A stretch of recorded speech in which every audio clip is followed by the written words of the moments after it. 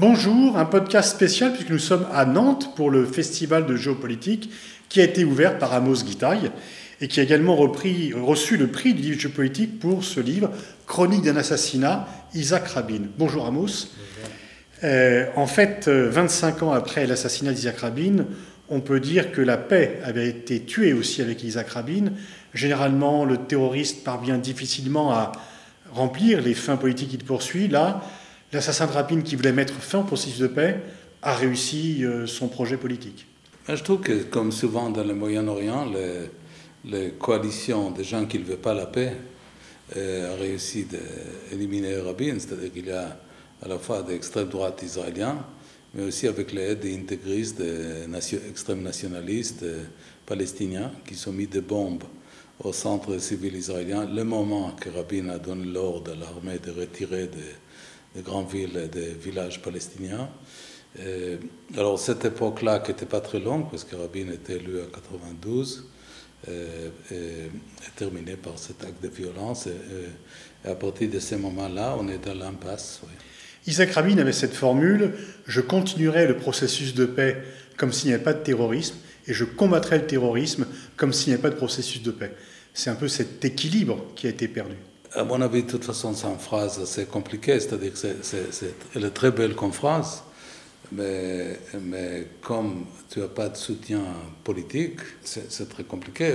D'ailleurs, ce n'était même pas sûr que si l'élection qui était prévue quelques mois après l'assassinat, elle a eu lieu avec Rabin vivant, ce n'était même pas sûr qu'il ait gagné l'élection. C'est-à-dire que les séries d'actes de terror à Tel Aviv, série de Carrefour, le grand manif de la droite, incité par des textes de Netanyahu, etc., tout cette, comme je dis, toute cette des forces-là, ils ont essayé de dérouter le processus de paix qui était d'ailleurs un seul vrai événement depuis de très longtemps, un vrai effort d'essayer de réconcilier ou de retrouver des modus vivendi vivables entre les positions israéliennes et palestiniennes. C'est-à-dire qu'il y avait la question de l'eau était évoquée, la question de Jérusalem, la question de retour, de réfugiés, etc. C'est-à-dire qu'il y avait toute une série d'efforts de trouver des solutions politiques. Alors dès le départ, la signature des accords d'Oslo, il y a une double opposition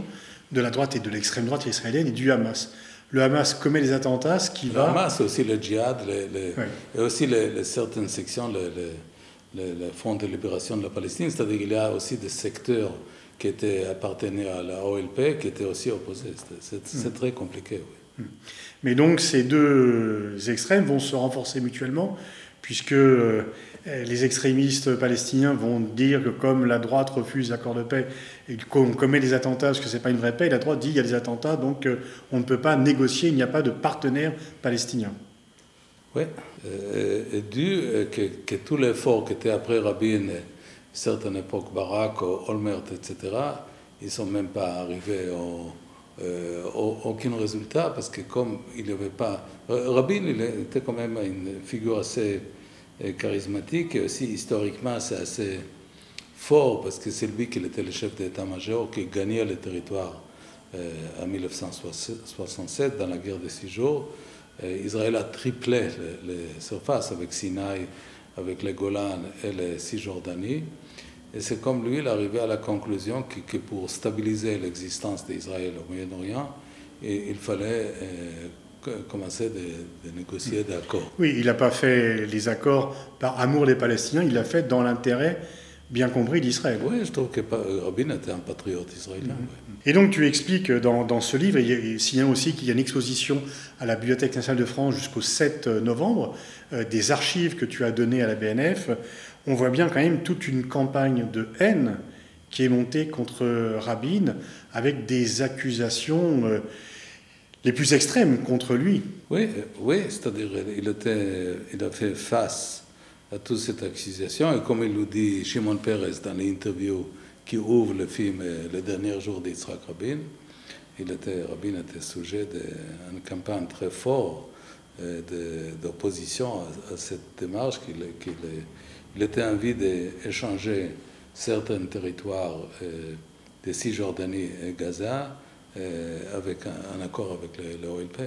Et donc on le met en uniforme nazi et Netanyahou et Sharon ne sont pas les derniers à non pas à lancer des campagnes, enfin non pas à lancer des slogans de haine, mais à ne pas réagir lorsque des slogans de haine sont lancés contre Isaac Rabin. Oui, je trouve que la droite, l'extrême droite, la droite et certains partis religieux, qui considèrent qu'Israël ne doit pas retirer de Cisjordanie et Gaza, commencent une campagne de bloquer l'accord. Et comme j'ai dit, avec l'aide, malheureusement, de toute façon, Pascal, il n'y a pas d'angélisme, comme j'ai dit tout à l'heure, dans ce conflit. C'est-à-dire tout l'accord et tout le rapprochement est bloqué par les deux côtés. Et il y a des responsabilités des deux côtés. Peut-être pas dans les responsabilités symétriques, parce que c'est quand même Israël qui occupe le territoire palestinien, mais il y avait un manque de conscience aussi dans les deux côtés que c'est un moment rare, crucial, qu'il faut mettre un peu l'ordre, il faut avancer de façon tranquille, etc. Et cette manque de conscience, on paye jusqu'à aujourd'hui. Est-ce que tu as le sentiment qu'on a loupé une occasion historique et qu'elle ne se représentera peut-être jamais? Non, moi je suis, tu sais, optimiste par nature. Moi je trouve que si on veut que la situation va évoluer, il faut rester optimiste. Pas seulement parce que, tu sais, une fois j'ai interviewé le maire palestinien de Nablus, Bassam Shaka, qui était sujet d'un attentat contre sa vie. Et je lui posais la même question que tu viens de me poser. Et il me dit, je lui ai dit, est-ce que vous êtes optimiste ou pessimiste? Et sa réponse, j'aime beaucoup, il m'a dit, c'est un trop grand luxe d'être pessimiste. C'est-à-dire, si on est au milieu d'une lutte, il faut garder l'espoir, parce que l'espoir, c'est aussi un ingrédient des changements. Et si on reste pessimiste, bon, il dit c'est terrible, on devient nihiliste, etc. Il faut garder l'espoir qu'il va y avoir des changements. Et je crois vraiment qu'il va y avoir des changements. Et même le fait qu'Israël, sans grande violence, a déplacé Netanyahou par un autre gouvernement, ça commence quelque part. C'est-à-dire, même si ce n'est pas strictement un gouvernement qui va avancer beaucoup sur le dossier palestinien, mais il y a des tout petits signes que ça change. C'est-à-dire, Netanyahou, comme Trump, ou comme Bolsonaro, ou comme des gens Europe de l'Est, il est affaibli.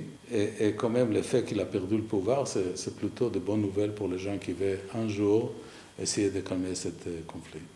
Alors, il a plutôt perdu sur les affaires de corruption, sur le rejet de sa personne, mais l'actuel gouvernement a, par rapport au conflit israélo-palestinien, une attitude qui n'est pas réellement différente de celle de Netanyahou. C'est-à-dire, tu sais, comme dit l'architecte Mies van der Rohe, God is in the details, c'est-à-dire, c'est dans les détails. La nouvelle ambassadrice d'Israël en France, elle n'a pas le discours hystérique qu'il avait quelques ambassadrices précédentes. Elle était de Meretz, maire de Herzliya de Meretz. L'école, il peut à nouveau instruire quelques textes de Darwish qui étaient autorisés à l'époque de Rabin et après ils ont été bloqués.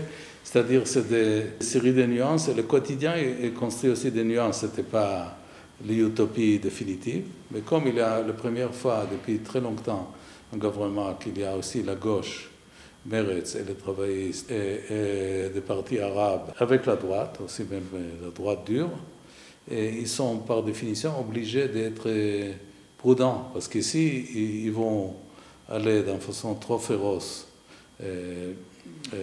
d'un côté à un autre, ils vont se finir. La coalition va casser. Voilà, et comme vous connaissez mieux que moi l'homme politique...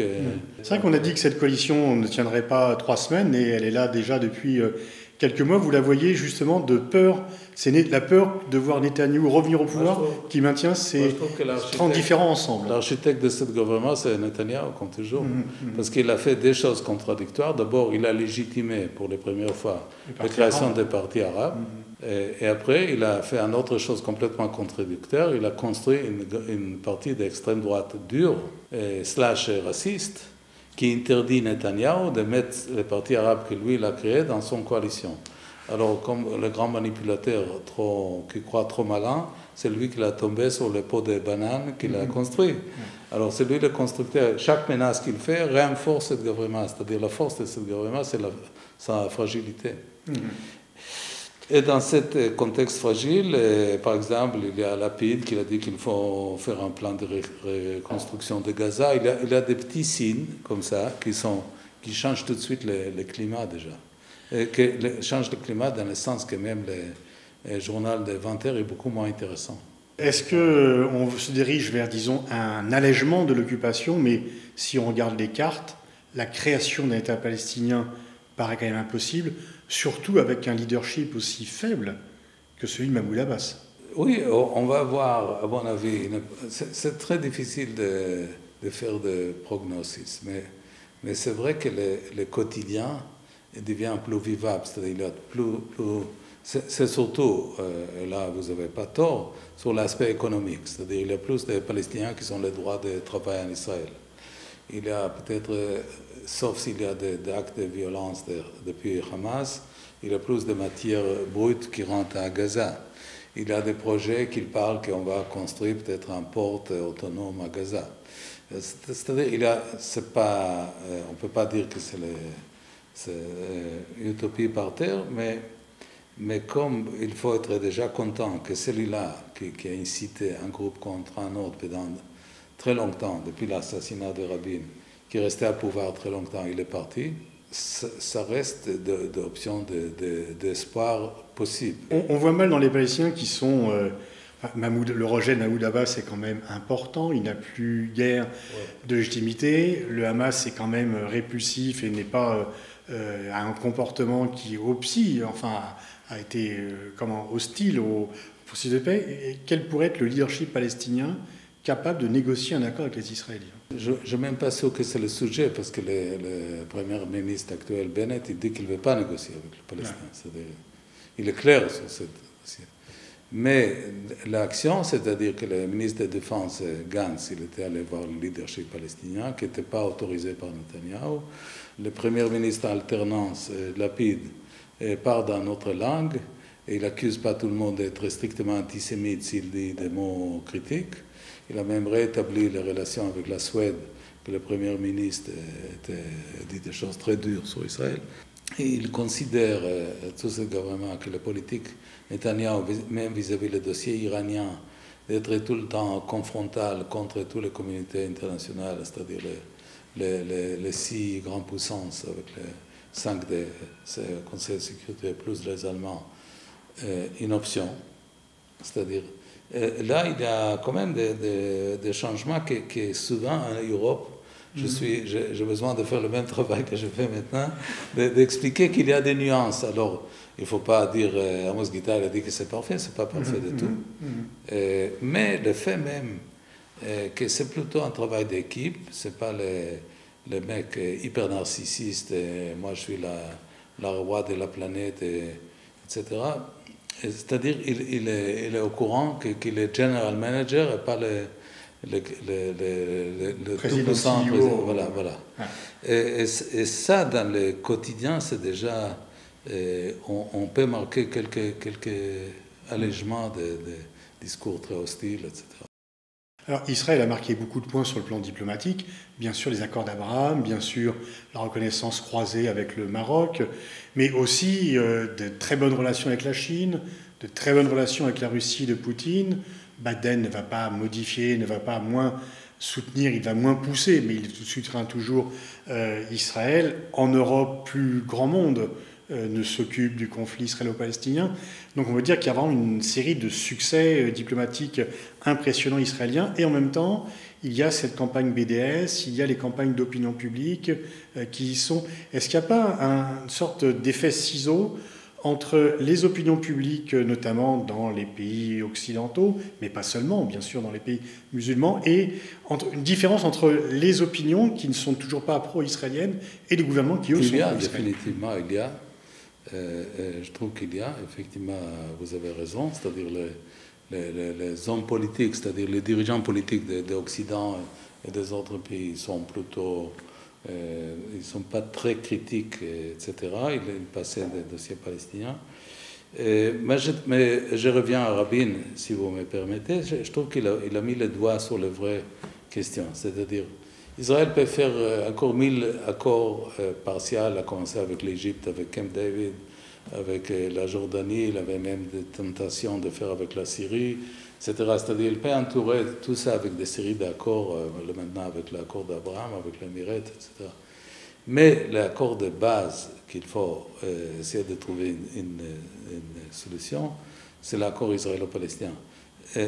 Moi, je dis souvent, tu sais, on a parlé de ça, parce que j'étais soldat dans la guerre de Kippour, qu'Israël n'a pas perdu la guerre de Kippour, je ne suis pas triste s'il était perdu, je n'avais pas le plaisir de venir à Nantes aujourd'hui. Et de toute façon, c'est des conflits entre des armées, avec des chars, avec des bombes, avec des avions, etc. Ils sont perdus, tant pis pour eux.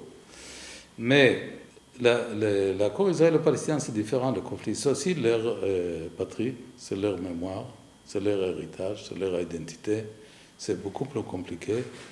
Et aussi, c'est très compliqué parce que comme les mémoires juives de très longtemps, il est exactement dans le même site où il y a la population palestinienne, parce que les mémoires juives, il n'est pas attaché à la côte. La côte, dans l'époque, dans l'Antiquité, c'était les Philistins, ce n'était pas les Juifs. Les Juifs étaient dans les Hébron, Bethléem, toutes ces zones-là qui actuellement ils sont peuplées par les Palestiniens. Alors il y a un overlap complet entre les mémoires et les réalités géopolitiques que votre projet. Et les gens ne comprennent pas, c'est ça le complexe. C'est-à-dire, à la limite, les colons qui sont à Hébron, il est dit, Tel Aviv, vous pouvez prendre, ce n'est pas une valeur historique de mémoire. Et ça, et comme on a parlé, on a fait beaucoup d'éloges à mémoire, là, on peut reprendre un peu d'éloges, parce que j'ai dit ça, il faut que l'aspect rationnel reprendre le pouvoir, pas l'aspect émotif. Et ça, je trouve que c'est une vraie question complexe, et il faut plein de bonne volonté qui existe quelque part, même tu sais, pour mon film à l'ouest de Jordan, j'étais voir des colons de Tkoa, une femme qui était poignardée, elle était enceinte, elle était poignardée par un Palestinien, elle a dit non, je veux que mes enfants jouent de foot avec les Palestiniens, etc. C'est tellement complexe. Toi, ça fait des années que tu multiplies les rencontres, dans ton travail au quotidien, tu travailles avec des Libanais, des Palestiniens, etc. Mais est-ce que tu n'as pas le sentiment que les gens qui font cet effort de parler aux autres sont quand même de plus en plus rares, aussi bien côté palestinien que côté israélien, et que les sociétés se sont très profondément éloignées? Oui ou non. Tu sais, dans mon film West of the Jordan, j'ai fait un hommage aux organismes de human rights, des NGOs. Israélo-palestinien. Par exemple, il y a cet organisme qui s'appelle Breaking the Silence. Alors, c'est vraiment 1200 officiers et soldats qui témoignaient qu'il y avait des abus aux Palestiniens. Je montre le film, c'était un film qui était produit pour Prime Time de France 2, et les gens me disent, oui, Amos, mais exagère pas, c'est 1200 officiers et soldats.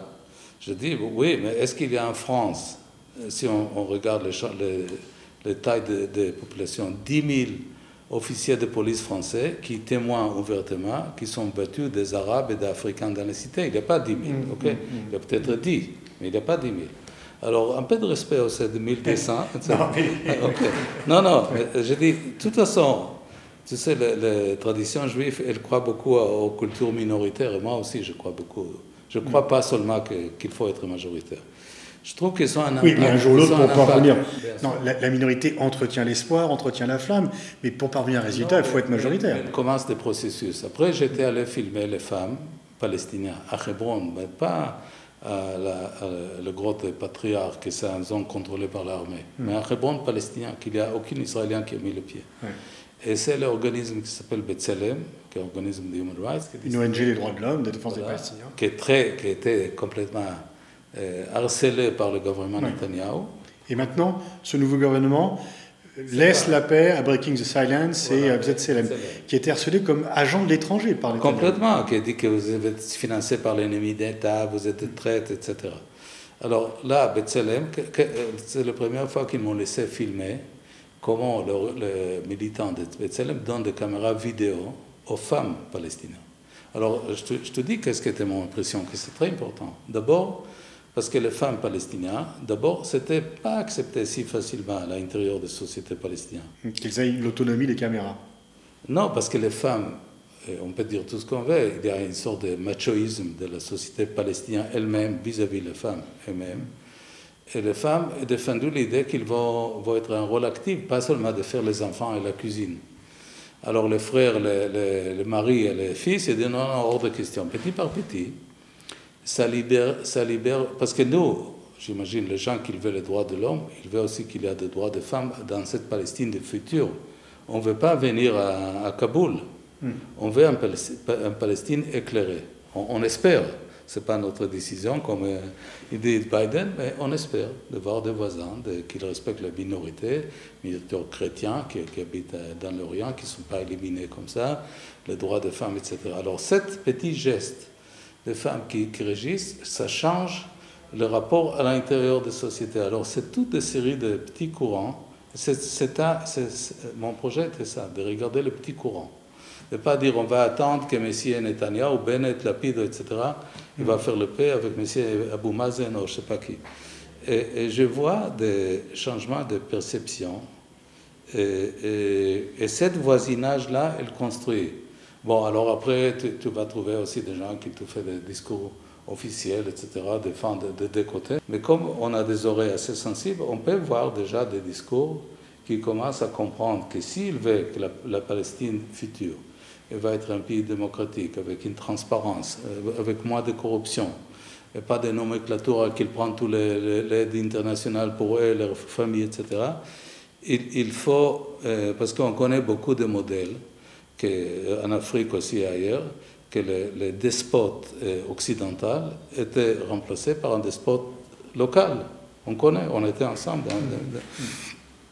Alors, notre souhait, ce n'est pas ça. Notre souhait, c'est que, je suis d'accord avec ce modèle d'Afghanistan, on ne peut pas forcer un modèle occidental, mais on espère quand même que le futur Palestine va respecter, c'est ça mon souhait, parce que, à mon amitié, à mes amis palestiniens. Je ne veux pas qu'ils tombent sur un despote qu'il va mettre en prison, qu'il va même assassiner, etc. Alors je trouve qu'il y a cette friction entre les populations. Elle amène d'éléments dans mon métier, de musique, de la nourriture, de certaines habitudes palestiniennes sur la société israélienne. Il amène certains modèles que les Palestiniens regardent. Et je crois que, par exemple, le grand événement, c'est les manifestations de femmes arabes, même en Israël, proprement dire, contre l'abus de femmes dans leur société. C'est-à-dire qu'on ne peut pas déléguer tout à ce conflit tout puissant. Moi, j'adore des fois faire des films, et même je partage avec toi Laila et Haïfa. Il y a 3 actrices palestiniennes géniales. Et comme on a fait une scène qui parle des droits des femmes, il m'a dit, Amos, mais il y a la question de l'occupation. J'ai dit oui. Mais par exemple, en Arabie Saoudite, il n'y a pas d'occupation israélienne, il y a quand même des problèmes de femmes. Alors, c'est des luttes nécessaires contre l'occupation israélienne, mais aussi contre les droits de femmes. Alors, tu vois, c'est un multiple lutte. Et je trouve que cette groupe minoritaire, c'est pour ça que j'ai fait ça comme un hommage à ces gens que je trouvais très courageux, surtout dans la période Netanyahu, harceler, écouter leurs... Que tu ne trouves pas d'ailleurs, parce que c'est quand même frappant que ces groupes comme Breaking Silence ou B'Tselem ne sont pas suffisamment défendus en France. Ouais. Même les autorités françaises ne sont pas en contact avec eux. On les laisse un peu seuls. Ils sont isolés dans leur combat. Oui, parce que comme il y a des diplomates français de bon niveau, comme il y avait Gérard Haraud, ou récemment il y avait par exemple l'ambassadeur suisse sortant, qui, dans son fête de départ, il a invité toute cette organisation. J'étais étonné, je l'ai salué. Ouais. Jean-Daniel, je dis, c'est très bien. Ouais. C'est-à-dire, si tu aimes ce pays, il faut aider des processus aussi qui expliquent aux Israéliens de ne pas détruire des maisons bédouins. Il faut que l'Europe prenne sa part. Il ne faut pas qu'elle adhère, il ne faut pas que les représentants de l'Europe adhèrent aux politiques locales. Ouais.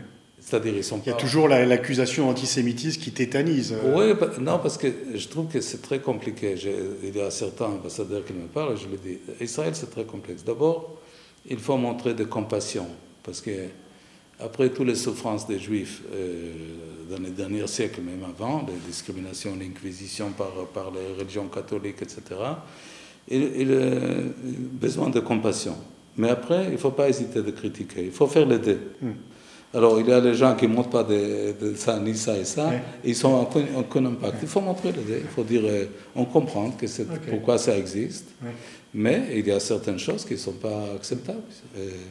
Et c'est ça mon conseil au prochain conseil. Merci Amos. Alors, je renvoie à la lecture de ton livre, Chronique d'un assassinat, et également, je vous recommande très fortement d'aller voir l'exposition à la BNF. Elle est ouverte jusqu'au 7 novembre 2021.